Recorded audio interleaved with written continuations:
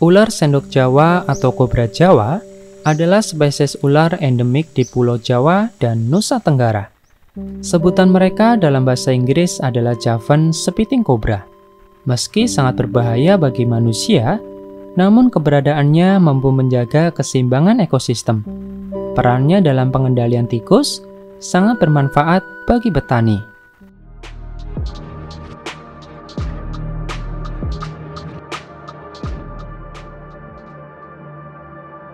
Panjang tubuh ular kobra Jawa dapat mencapai 1,85 meter, tetapi panjang rata-rata yang sering ditemukan hanya sekitar 1,3 meter.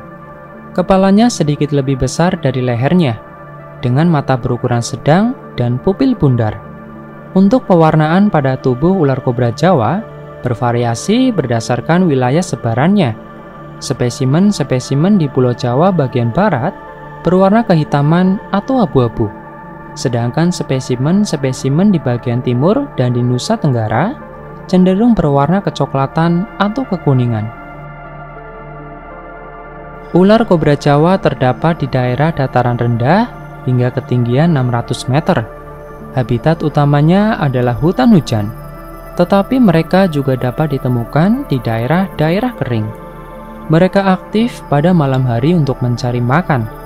Makanannya seperti tikus, ular lain, kadal, dan beberapa jenis kodok. Seperti jenis kobra lainnya, kobra Jawa memiliki cara pertahanan diri dengan mengangkat kepala dan mengembangkan lehernya membentuk tudung atau sendok apabila merasa terganggu. Dan mereka juga merupakan salah satu jenis kobra yang mampu menyemprotkan bisa ke arah pengganggunya. Jika bisanya mengenai mata, dapat menyebabkan iritasi hingga kebutaan. Ular kobra Jawa berkembang biak dengan bertelur. Jumlah telur yang dihasilkan sebanyak 13 hingga 19 butir.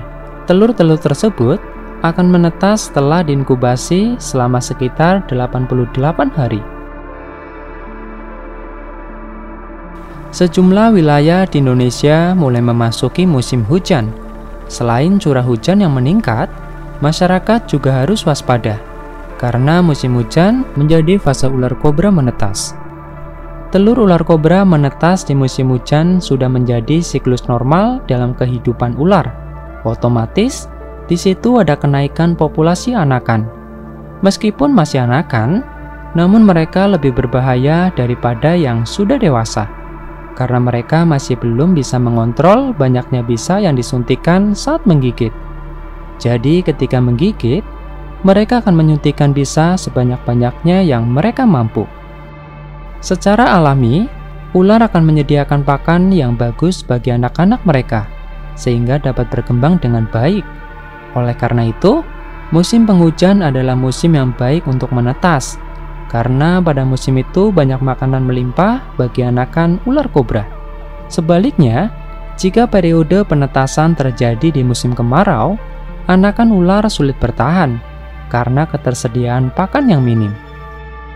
Ular kobra kerap bersarang atau bertelur di area yang gelap dan lembab, termasuk di daerah rumah penduduk.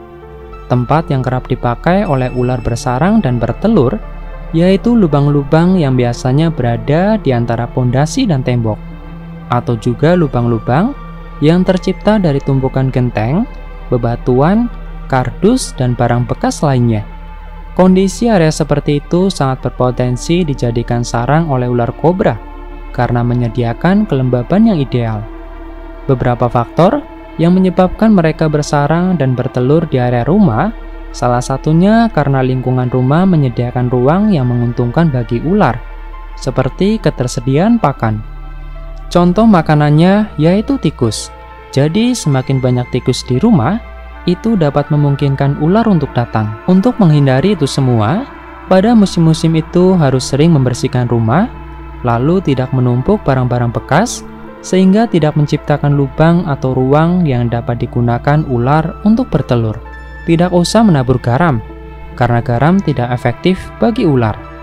Garam hanya efektif untuk hewan yang memiliki banyak lendir, seperti siput.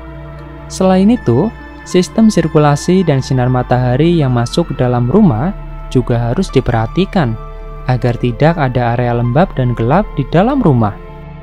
Oh iya, maraknya kemunculan anakan ular kobra di pemukiman bukan cuma karena sedang musim menetas. Hilangnya predator alami ular juga ikut berperan meningkatkan populasi ular. Memang perannya dalam pengendalian tikus sangat bermanfaat bagi petani. Tetapi jika populasinya berlebihan, maka akan menimbulkan dampak yang buruk. Contoh predator alaminya yaitu seperti elang, biawak, dan juga garangan.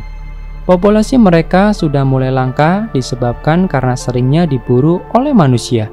Jadi untuk mengembalikan populasi predator alami dari ular merupakan tindakan penting agar tercapai keseimbangan ekosistem.